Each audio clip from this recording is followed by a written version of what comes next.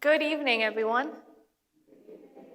Pastor Anthony really did me a solid because he basically did my entire introduction. I'm Heidi Mills, Director of Community, and also serve as an intern here. And I was going to start my sermon with talking about Advent, but thankfully, Pastor Anthony has already done that. So the idea of Advent, though, is rooted in this idea of God coming to earth in the form of Jesus Christ, in the form of a baby. This is what we commonly call in the church the Incarnation. It's kind of one of those million-dollar church words that we use all the time. And I will be really diving deeply into that idea of incarnation during this sermon.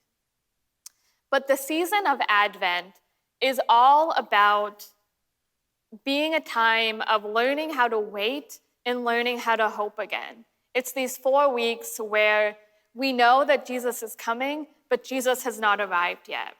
And so we are learning how to slow down, to be patient, to wait, and to have hope. And there is no shortage of the need for hope in these times. We live in a world that often seems dark and weary, just tired. I am looking outside right now, and the sun has already set, and it's barely after 5 o'clock. So physically, we are entering into the darkest time of the year. And it makes sense that we are talking about this event of the Incarnation because right now, there are many reasons for the darkness that we are facing. But I think one of those reasons is that we are beginning to lose sight of what it means to be embodied as selves. We seem to be living an increasingly disembodied existence. We only have to look so far as the pandemic to kind of understand where I'm getting at here. For the past year and a half, we have had to take a step back from meeting with people physically. We have had to social distance, to partake in so many aspects of our life online. We've had to go to church online. I have had to go to seminary online. And this takes a toll on us, where we have to rely on these two-dimensional forms of communication when we have our bodies. And I think all of us can recognize that there is something different, something missing, as much as we try to make the best out of these new forms of communication. Another example is social media. Social media has done a lot of good, but I think that it often makes us rely too much on that instant sense of connection that doesn't really cost us anything. And I have often found myself scrolling my phone or looking at Instagram or Facebook, trying to figure out if the right person has liked my Facebook status or not, instead of being present with the person right in front of me. And our society constantly tells us in so many different ways that our bodies need to be fixed or changed. We seem to have this disordered relationship with our own bodies and the bodies of others. So as we begin the season of Advent, this sermon series is kind of an unconventional take on what we typically talk about during Advent. It is an attempt to reclaim this concept of embodiment or incarnation. We have drawn inspiration from a quote by Toni Morrison, and one of the main characters in her novel, Beloved, preaches, "In this here place, we flesh." During this sermon, I have the honor, that also kind of terrifies me a little bit, of setting up the rest of this sermon series as we are diving into the idea of incarnation. So my main aim in this sermon is to examine the depths of the incarnation. I'm going to talk about Jesus' incarnation, yes, the event of Jesus coming to earth in the form of a baby. But I want to expand our viewpoint of what incarnation means to ourselves as incarnate beings, to others, and finally to all of creation. So we're going to cover a lot of ground.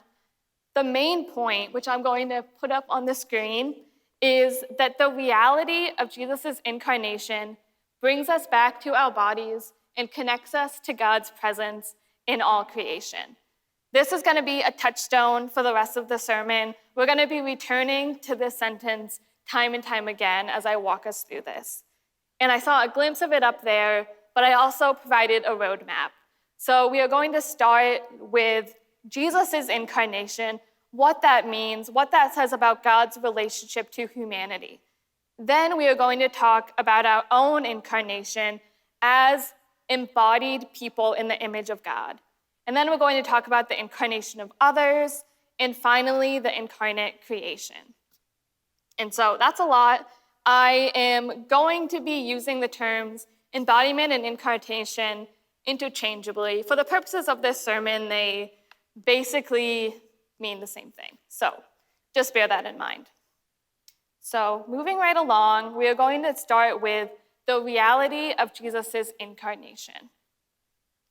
In John chapter 1, verse 14, we read, "The Word became flesh and made his home among us." Right off the bat, John does not really do me any favors here because I have to define what the word means. It is doing a lot of heavy theological work. But basically, the word in the ancient language is logos, or divine wisdom. It ties back to the John chapter 1, verse 1. "In the beginning was the Word, and the Word was with God, and the Word was God. The Word was in the beginning with God." So what John is basically saying is that the Word is God. So therefore, we can translate this into God became a human being and made God's home among us. This leads me into my working definition of the incarnation, which is that God is fully present in the fully human Jesus Christ. Now, this idea has lost a bit of its sparkle today. If you've grown up in the church, you've probably heard this phrase, Jesus is both fully human and fully divine, many, many times. That it kind of goes in one ear and out the other. But I think we have to look back and see how this idea of the incarnation, once people kind of tried to figure out what this actually meant, it shook the foundations of the ancient world. And it has the potential to do so here and now. In the time in which this was written, one idea that held a lot of sway was Plato's idea of dualism. So Plato kind of set up this divide between the body on one hand. The body was seen as weak and fragile and something that needed to constantly be held into check. And then on the other hand, there was the spirit. And the spirit was considered the highest form, that we needed to focus on spiritual enlightenment. And that was the main aim of human life. And shades of this idea still exist today within the church. We even see it in Paul when he says, the spirit is willing, but the flesh is weak. That's basically what this dualism is telling us to do, to kind of set up this battle or this fight between our spirit, which is able to connect with God, and our bodies, which in many ways people view as not able to. However, the incarnation kind of shatters that binary, because here we have God who decides to take on the form of a human being. God does not separate God's self from the reality of our life. Instead, God entered into the particular realities of being embodied. Through Jesus, God knows what it means to be human. I want to unpack this a little bit with this idea that through Jesus, through the incarnation, God became vulnerable. And this is an idea that is kind of counterintuitive because we often don't view God as being vulnerable. But I want us to consider this idea of Jesus' birth. I recently read Rachel Held Evanson's book, Wholehearted Faith. And in the first chapter, she has this meditation on the incarnation. She writes about how Jesus started as a zygote in Mary's womb. Jesus grew fingers and toes. Jesus was born crying and covered in blood.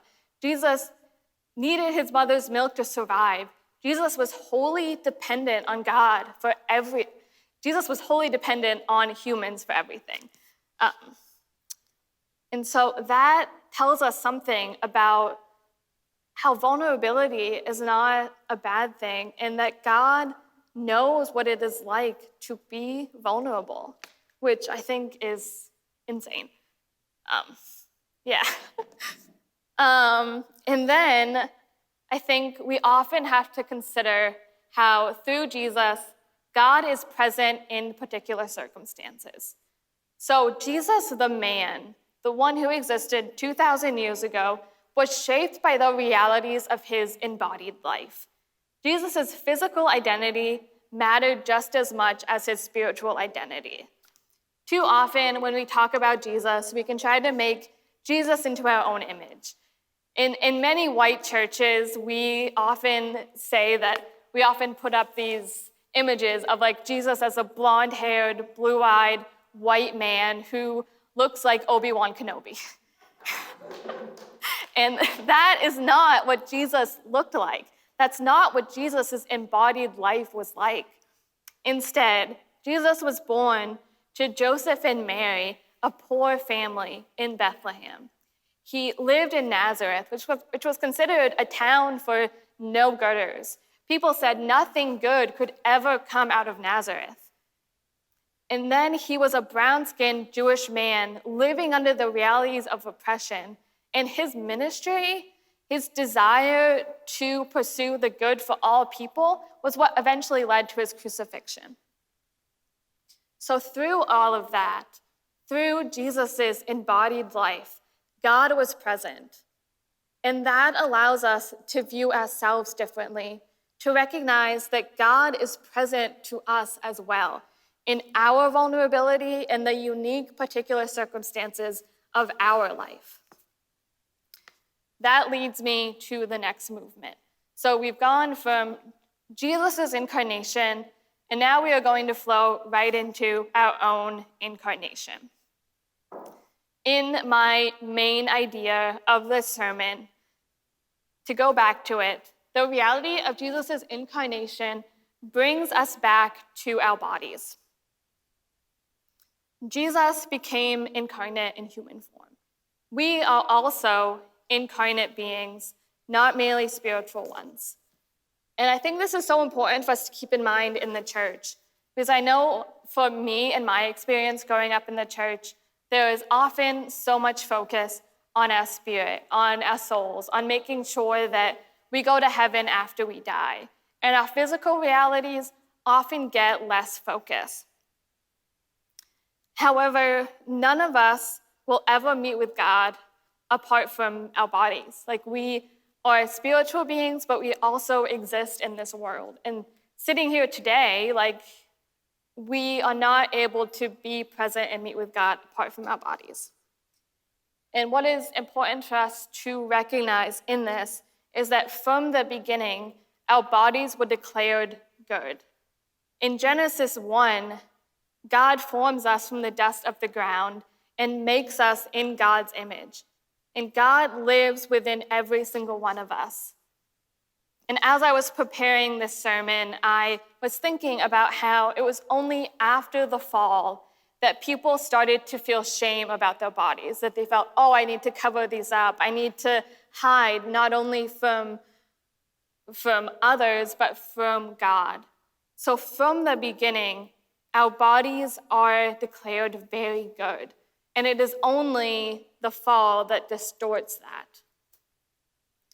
Psalm 139, verse 14 reads, I praise you, for I am fearfully and wonderfully made. Wonderful are your works, that I know very well. We often struggle with this verse, or at least I often struggle with this verse, with learning to view myself as fearfully and wonderfully made. I mentioned in my introduction that our society often tries to damage our view of ourselves, to convince us that there is something wrong with us that we need to fix with cosmetics, with surgery, with diets, with all of these things that tell us we need to fit this mold of what humans should look like. We can fluctuate between this idea of self-indulgence, of doing whatever we want, whatever feels good to our bodies in the moment, or else this idea of self-neglect. And for me, this idea of neglecting the body is something that I have experienced myself. I often try to divorce what's going on internally, in my spirit, in my emotions, from my physical body. Some of you know this, some of you don't, but I have a lot going on, from work to school to church to family, the whole laundry list of obligations over the course of the day. And I often feel a lot of stress and anxiety related to that. I feel often that I need to carry the weight of the world on my shoulders. And that belief has had a physical manifestation. A couple weeks ago on Saturday, I woke up with awful neck pain. Like I couldn't even move my head one direction or another without it hurting. It was just so tight. And I couldn't even really sleep, because if you've ever experienced neck pain, you know that there's really no comfortable position. And I know that it has to do with the stress that I was under, that it had a physical effect, because our emotions live in our bodies. And the stress that I was feeling, it was right here in the back of my neck and down my collarbone. And I felt that tightness. I still kind of feel it. And I tell that story because I want us to recognize the fact that all of our emotions influence us physically, whether that's stress, whether that's happiness, whether that's anxiety, it all lives somewhere. And I think we have to keep that in mind. We need to restore a healthy view of our bodies. We were meant to care for our whole selves as an image of God, not just our spirits. A question for us to ponder is, how can we learn to love our bodies exactly as God created them? There are so many messages we receive that tell us not to do this. Some of us may be feeling like, oh, I need to work off that extra piece of pie I had at Thanksgiving. Or we had a comment made by someone about some aspect of our physical appearance that made us feel shame and guilt, that there was something wrong with us, that our weight or our height or our gender expression or the clothes that we wear matter more to us, or that there was something wrong with the way that we express ourselves. But God is making God's home within us. We are all images of the living God. So I want us to consider how we can bring ourselves back to our bodies. What are some ways we can honor our body in this moment? And so we've considered our bodies. And now I want to move us into the incarnation of others. The final part of my main idea is this. The reality of Jesus' incarnation brings us back to our bodies and connects us to God's presence in all creation. So moving from Jesus' incarnation to our incarnation and to the incarnation of others. Once we learn to view ourselves as fearfully and wonderfully made, we can view others in the same way. One of the truest statements that I can make from up here is that every single person was made in the image of God, and every single person is deeply and completely loved by that same God. I can think of little else that is more true than that I can say. Yet our world has forgotten this reality. Too often we are told that people need to fit into some arbitrary ideal, or that some bodies are worth more than others. I can speak from my own experience as a woman, where I often feel that I need to fit some mold, that I need to be skinnier, or I need to be taller, or I need to wear more makeup, that I need to get rid of my acne. All of these things that distort my view of myself. And those of us who identify as women can, in some ways, acknowledge the ways that we deal with objectification and unfair beauty standards that are all around us. And this extends to people who identify as male, who often feel those toxic masculine standards of projecting strength and not weakness, of projecting might and not showing your vulnerability. And if you're non-binary, we don't know what to do with you because you don't fit into the mold that we have created. So all of these ways we distort the embodiment of others. And we also prize whiteness, skinniness, able-bodiedness, all of these ways that we fail to see the fact that God created all of us in God's image. Yet, when we rediscover this fact, that everyone is made in the image of God, we can begin to find our way back to each other. We see each other more clearly for who we really are. We recognize the infinite ways that we embody characteristics of the living God, who never fits into that box that we try to put God in. We recognize that we are all connected to each other through the God who created each of us. And then once we make this shift in our thinking, we can reject these ideas about God that are used to enslave certain bodies and instead join the God who is always involved in freeing the body, in freeing every body. And learning to honor the embodiment of others is this first step toward justice for all people, not just people who look like us. This leads me to my final movement. So to recap, once again, we've gone from Jesus' incarnation, this particular moment, and then we've moved to our own incarnation, to the incarnation of others, and now we are going to talk about the incarnate creation. In John chapter 1, verse 3, we read, "All things came into being through him, and without him, not one thing came into being." And then Colossians chapter 1, verses 15 through 17, expand this idea. He, meaning Jesus, is the image of the invisible God, the firstborn of all creation. For in him, all things in heaven and on earth were created, things visible and invisible, whether thrones or dominions or rulers or powers, all things have been created through him and for him.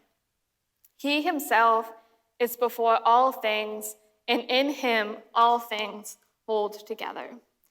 This contains echoes of the original intent for all creation, when in Genesis, God created everything and God called it very good. Through Jesus, God is present in all creation. That's what these verses are telling us.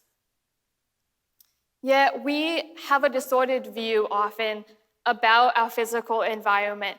We think that, we are created in the image of God, and so that therefore means that we have permission or license to do whatever we want with creation because God has allowed us to subdue it, to subjugate it. However, if we begin to recognize that God is present in all creation, then we begin to have a different relationship with that creation. I have tried to expand our view of incarnation through this sermon when we consider not only the particular event of Jesus' incarnation, but the goodness of incarnation or embodiment more generally. When we consider the entire spectrum of physical existence, we discover that our entire universe is brimming with God's presence. Creation itself, from the smallest microbe to the largest star, is a place where God is happy to dwell. And so when we recognize this, we begin to view ourselves as part of what God is doing in our physical reality today. And so I say all this because I want to leave you with a sense of wonder about incarnation, about what God is doing in our physical world today, in us, in others, in all creation, and how Jesus is a part of all of that. I know that I have dealt with a lot of territory in this sermon, kind of at a mile a second pace, I guess I could say. So I want my final part of this sermon to be an illustration.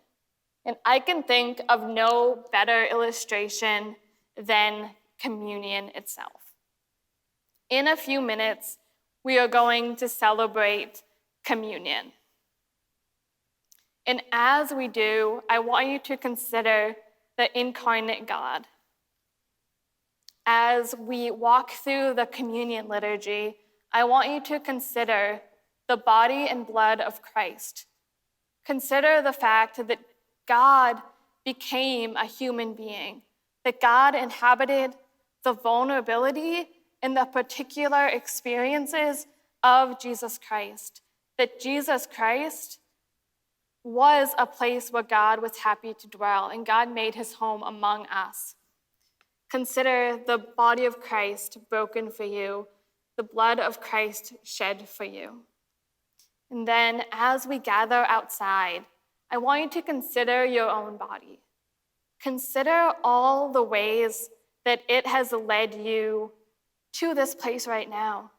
Consider how it has carried you from your existence as a zygote in your mother's womb to your infancy, to your childhood, your adolescence, your adulthood. And thank your body for what it has carried you through. But it has brought you here to this moment. Then, as we partake of the bread and the cup, I want you to consider others. For those of us who are here in this room, we will gather in a circle. And as we do, I want you to look at each other and see each other for who they are. Maybe catch the eye of a stranger, someone you don't know, and say hello to them after. But recognize that when we consume the elements, when we drink the wine and eat the bread, that we are in some ways connected through that moment.